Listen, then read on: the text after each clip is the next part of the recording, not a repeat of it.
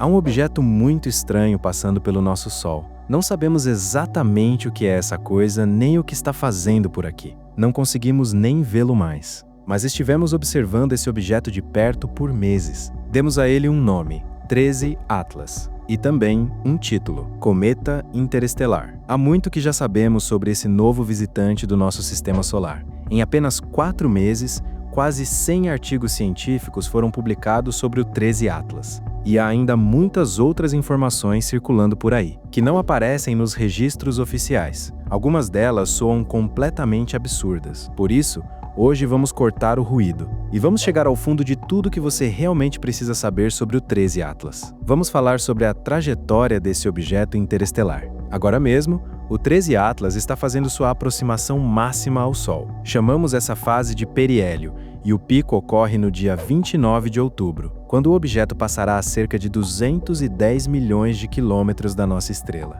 Embora no espaço usemos normalmente uma unidade de medida maior, a unidade astronômica, ou UA. Uma UA representa a distância média entre a Terra e o Sol, o que nos ajuda a ter uma noção familiar da imensidão do Sistema Solar. Portanto, o periélio do 13 Atlas ocorre a 1,4 unidades astronômicas do Sol, o que significa que ele não chega tão perto assim. Fica em algum ponto logo dentro da órbita de Marte, mas esse será o momento de maior atividade do 13 Atlas. É quando ele atingirá as temperaturas mais altas, o que significa que uma enorme quantidade de material da superfície do objeto será expelida para o espaço. Isso é normal para um cometa. Chamamos esse processo de sublimação. É o que acontece quando um material sólido se transforma diretamente em gás, já que não existe líquido no vácuo do espaço. E é a sublimação que dá ao cometa sua aparência característica, com um halo difuso e uma longa cauda. O halo é formado por todo o gás e poeira ejetados da superfície sólida do objeto. Tecnicamente, ele é chamado de coma. A cauda é criada pelo vento solar. Esse é o nome dado às ondas de radiação que fluem constantemente da superfície do Sol. Esse vento empurra para trás as partículas mais leves de poeira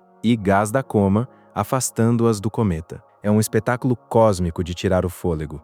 E infelizmente não podemos assistir a esse fenômeno, acontecendo com o 13 Atlas durante sua máxima exposição ao Sol, porque estamos do lado errado. Chame de destino ou chame do que quiser. Nossa visão do periélio está completamente bloqueada pelo brilho do Sol. Muito bem, sabemos onde o 13 Atlas está agora e temos uma boa ideia do que ele está fazendo. Então, enquanto esperamos que ele reapareça do outro lado, temos a oportunidade de investigar como ele chegou até aqui. E essa é uma história profundamente fascinante. Estamos rastreando o 13 Atlas desde julho de 2025. Ele foi oficialmente avistado pelo Sistema de Alerta de Impacto Terrestre de Asteroides, o ATLAS, que na verdade é uma rede de telescópios espalhados pelo mundo em lugares como Havaí, Chile e África do Sul. O que eles fazem é encarar o céu noturno em busca de objetos em movimento. E foi exatamente isso que viram na noite de 1º de julho, mais um objeto em movimento. Então ele foi classificado como um novo asteroide e estavam prontos para seguir em frente. Mas então perceberam algo estranho nesse objeto. Ele estava se movendo rápido demais. Tudo no espaço está em constante movimento. E todos os objetos do Sistema Solar orbitam ao redor do Sol, porque todos estamos presos pela sua força gravitacional. O fato de estarmos em movimento é exatamente o que nos impede de cair no poço da gravidade. E quanto mais perto você chega do Sol, mais rápido precisa se mover para não ser engolido. Mas se você começar a se mover rápido o suficiente, você começa a subir e a escapar desse poço. E se atingir uma certa velocidade, você se liberta completamente da gravidade solar e pode voar para o espaço interestelar. Você entra no vazio absoluto que existe entre as estrelas. E quando os astrônomos mediram a velocidade desse novo asteroide, ficaram em choque. Era o objeto mais veloz já detectado em todo o nosso sistema solar. Vamos estabelecer uma escala aqui. O planeta Terra orbita o Sol a uma velocidade de 30 km por segundo. Somos nós. Nos movemos bem rápido e estamos bem perto do Sol. Mas existem planetas muito mais próximos. Aqui está Mercúrio, a apenas 0,4 unidades astronômicas da superfície do Sol. Ele é literalmente cozinhado, e para não cair no poço gravitacional, Mercúrio precisa orbitar a cerca de 48 km por segundo. O novo objeto descoberto pelo Atlas se movia a 58 km por segundo, e naquele momento ainda estava bem longe, logo dentro da órbita de Júpiter. Isso é cerca de 4,5 unidades astronômicas do Sol. E nessa velocidade, ficou claro que esse objeto iria passar direto pelo Sol e simplesmente continuar indo. Chamamos isso de trajetória hiperbólica, o que significa que esse objeto veio do vazio, do espaço interestelar, e é para lá que ele vai retornar após completar seu grande tour pelo nosso sistema solar. Foi então que surgiu o nome 3I Atlas, terceiro objeto interestelar, o que significa que houve 2 antes dele. Você provavelmente conhece este aqui, Oumuamua, o primeiro visitante interestelar já identificado. E ele também era bem estranho, embora de uma forma completamente diferente do Atlas, e vamos mergulhar fundo nisso muito em breve. Mas também temos um segundo objeto interestelar, o frequentemente ignorado filho do meio, 2C Borisov, que na verdade não era tão estranho assim. Além do fato de ser interestelar, ele basicamente se comportou como um cometa normal. Então, se é para dizer algo, ele era estranhamente normal. Existem 3 grandes diferenças entre o 13 Atlas e seus irmãos interestelares. A primeira é o tamanho. Ele é literalmente muito maior. Oumuamua tinha até 400 metros de diâmetro. Borisov tinha cerca de 1 quilômetro de largura. Mas o 13 Atlas pode ter até 5,6 quilômetros de extensão. A segunda é a velocidade. O Atlas viaja aproximadamente ao dobro da velocidade de Oumuamua e Borisov. E a terceira é a direção de onde o objeto veio. E essa é a parte verdadeiramente perturbadora. Oumuamua veio de cima, do céu norte, que é a direção geral para onde o sistema solar está se movendo. Então todos orbitamos o Sol, mas o próprio Sol também orbita ao redor do centro da galáxia Via Láctea, arrastando tudo junto consigo.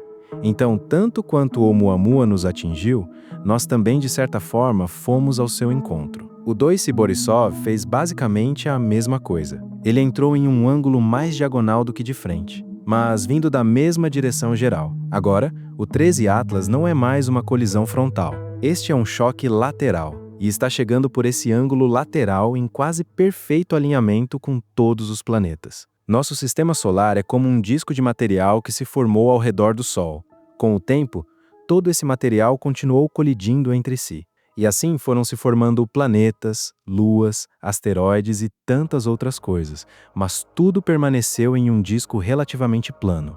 Chamamos esse disco de plano da eclíptica. Existem apenas alguns objetos levemente deslocados desse plano. O mais reconhecível seria Plutão. Sua órbita é inclinada em 17 graus, então às vezes ele está um pouco acima do plano da eclíptica e às vezes abaixo. É importante saber isso para entendermos o quão perfeitamente alinhado o 3I Atlas realmente está. O objeto interestelar está apenas 3 graus fora desse plano da eclíptica. Ele entrou no nosso sistema solar em alinhamento perfeito com o disco. O espaço é tridimensional e esse objeto poderia ter vindo de qualquer direção. Então, ter algo nos atingindo quase perfeitamente de lado é uma coincidência enorme. Mas isso nos leva a uma pergunta ainda maior. De onde veio o 3I Atlas? Bem, sabemos que ele veio da direção do núcleo galáctico. Se observarmos a Via Láctea de cima, você está aqui, na metade exterior da galáxia, localizado em um braço espiral. Quando você vê a Via Láctea no céu noturno, esse é o próximo braço espiral. O 3I Atlas veio da direção desse núcleo brilhante no centro. É brilhante porque está repleto de estrelas, comprimidas muito mais densamente do que as da nossa vizinhança. Mas, novamente, o espaço é tridimensional, então para entender de verdade a origem do 3I Atlas, precisamos ver a galáxia de lado. E assim como o nosso sistema solar, a maior parte da matéria da Via Láctea está concentrada em um disco fino ao redor do núcleo. Mas também como no nosso sistema solar, existem alguns objetos que ficam acima e abaixo desse disco fino. Na galáxia, chamamos essa região de disco espesso. É muito menos agitado no disco espesso,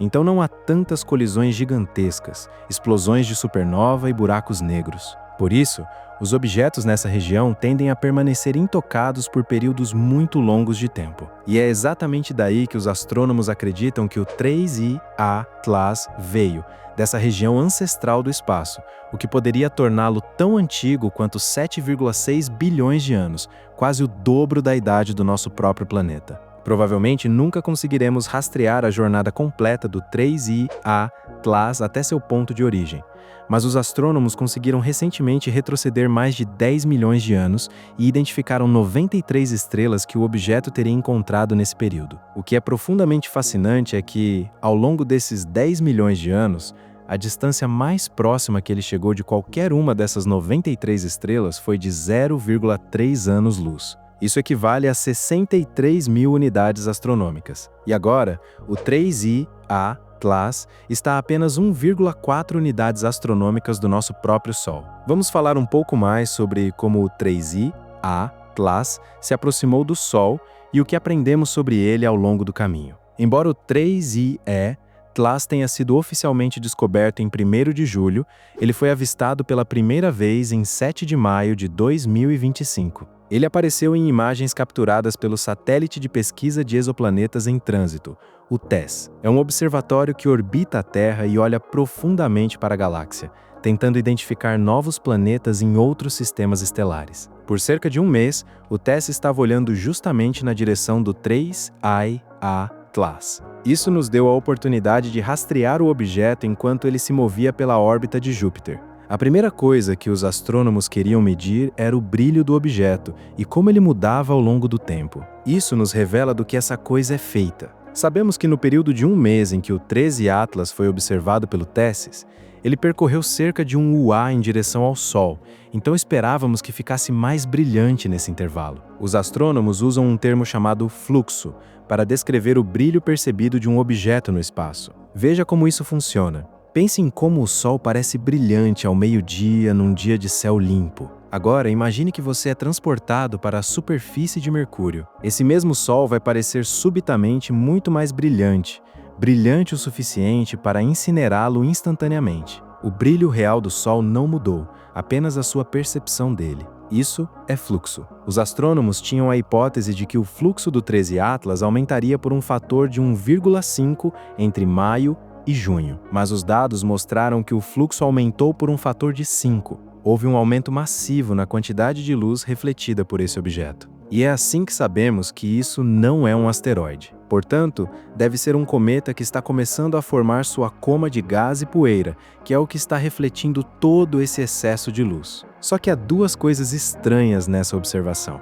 Uma delas tem a ver com a polarização da luz. Esse é um conceito difícil de explicar, então vamos simplificar bastante. Quando a luz do Sol atinge aquela nuvem de gás e poeira ao redor do 13 Atlas, ela se dispersa em diferentes direções. Mas a direção em que a luz se espalha não é aleatória. Ela pode nos dizer muito sobre o material que está sendo atingido. Se a luz se dispersa para o lado em ângulo reto, ou seja, perpendicularmente, chamamos isso de polarização positiva. Se a luz volta em direção paralela, chamamos isso de polarização negativa. A maioria dos objetos no espaço tem polarização predominantemente positiva, até mesmo objetos interestelares. O 2I Borisov era positivo, mas o 13 Atlas é negativo, e não apenas isso.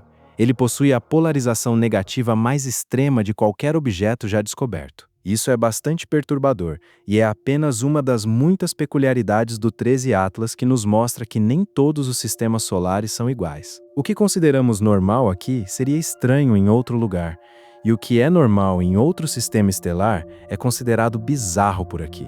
A segunda coisa surpreendente sobre a coma do 13 Atlas foi o simples fato de ela existir. Lembre-se, estamos analisando o período entre maio e junho, e o 13 Atlas ainda está muito distante, além da órbita de Júpiter, a mais de 5 UA do Sol. Faz um frio absurdo lá fora. Tão frio que normalmente não detectamos cometas a 5 UA porque eles geralmente ainda não começaram a formar sua coma. Ainda estão completamente congelados. Normalmente é só entre 3 e 4 UA que o processo de sublimação realmente se intensifica. Isso porque os cometas típicos do nosso sistema solar são feitos de gelo de água, que precisa de muita energia para derreter.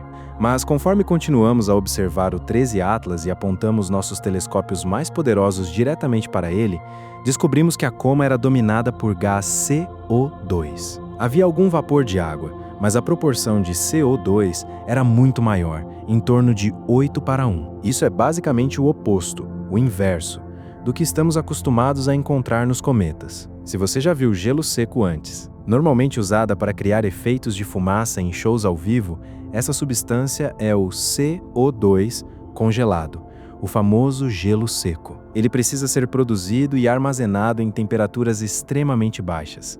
E assim que é retirado do congelamento profundo, o gelo seco começa instantaneamente a se sublimar, formando aquela característica nuvem de gás. Foi exatamente isso que o 13 Atlas estava fazendo lá no espaço. E é por isso que sua coma se formou tão cedo. Porque o gelo de CO2 se derrete em temperaturas muito mais baixas do que o gelo de água. Continuamos observando o 13 Atlas em sua aproximação ao Sol e vimos aquela proporção de CO2 e água começar a se inverter. No final de setembro, quando o objeto passava pela órbita de Marte, a cerca de 1,5 UA, ele havia começado a liberar uma quantidade massiva de vapor de água, algo equivalente a uma mangueira de incêndio em plena pressão. Isso é, na verdade, mais água do que esperaríamos até mesmo de um cometa comum nessa distância. Jamais havíamos visto tanto vapor de água surgir tão repentinamente. O mesmo pode ser dito sobre os metais na coma do 13 Atlas. Quando observado durante o verão, os astrônomos detectaram uma pequena quantidade de níquel na nuvem ao redor do objeto, mas não detectaram nenhum ferro. 2 pontos merecem atenção aqui.